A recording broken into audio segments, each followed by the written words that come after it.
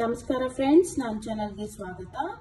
ಇವತ್ತು ಟೊಮೆಟೊ ಕಾಯಿ ಪಲ್ಯ ಮಾಡೋದು ಹೇಗೆ ಅಂತ ನೋಡೋಣ. ಇದು ಚಪಾತಿ ಜೊತೆ ಆದರೂ ತಿನ್ಬೋದು, ಜೋಳದ ರೊಟ್ಟಿ ಜೊತೆ ಆದರೂ ತಿನ್ಕೋಬಹುದು. ಟೊಮೆಟೊ ಕಾಯಿ ಪಲ್ಯಗೆ ರಾ ಟೊಮೆಟೊನ ಈ ಥರ ಸಣ್ಣದಾಗಿ ಹಚ್ಚಿ ಇಟ್ಕೊಂಡಿದ್ದೀನಿ. ಒಗ್ಗರಣೆಗೆ ಕಡಾಯಿ ಇಟ್ಟಿದ್ದೀನಿ, ಎಣ್ಣೆ ಹಾಕೊಳ್ಳೋಣ. ಜೀರಿಗೆ ಸಾಸಿವೆನೂ ಹಾಕೊಂಡಿದ್ದೀನಿ.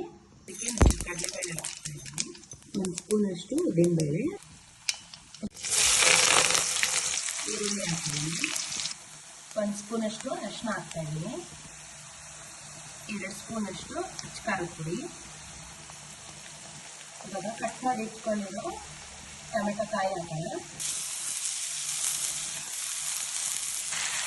ಉಪ್ಪು ಹಾಕೊಳ್ಳೋಣ, ಬೆಲ್ಲನೂ ಹಾಕೋಣ. ಇವಾಗ ಲಿಡ್ ಕ್ಲೋಸ್ ಮಾಡಿ ಒಂದು 10 ಮಿನಿಟ್ಸ್ ಇಟ್ಕೊಳ್ಳೋಣ. ಲಿಡ್ ಓಪನ್ ಮಾಡೋಣ. ಲಿಡ್ ಓಪನ್ ಮಾಡಿ ಚೆನ್ನಾಗಿ ಮಾಡ್ಕೊಳ್ಳೋಣ.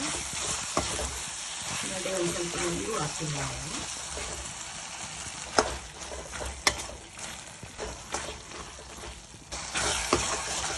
ಇವಾಗ ಇದಕ್ಕೆ ಶೇಂಗಾ ಪುಡಿ ಹಾಕೋಣ.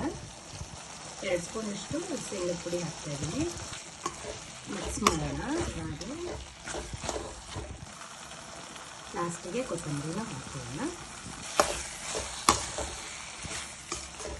ಟೊಮೆಟೊ ಕಾಯಿ ಪಲ್ಯ ರೆಡಿ ಇದೆ.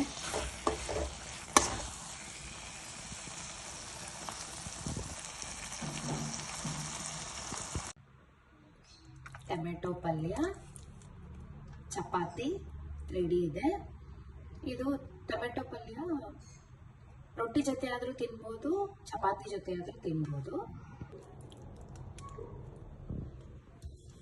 ಇಷ್ಟ ಆದರೆ ಲೈಕ್, ಸಬ್ಸ್ಕ್ರೈಬ್, ಶೇರ್ ಮಾಡಿ ವಿಡಿಯೋನ. Thank you friends.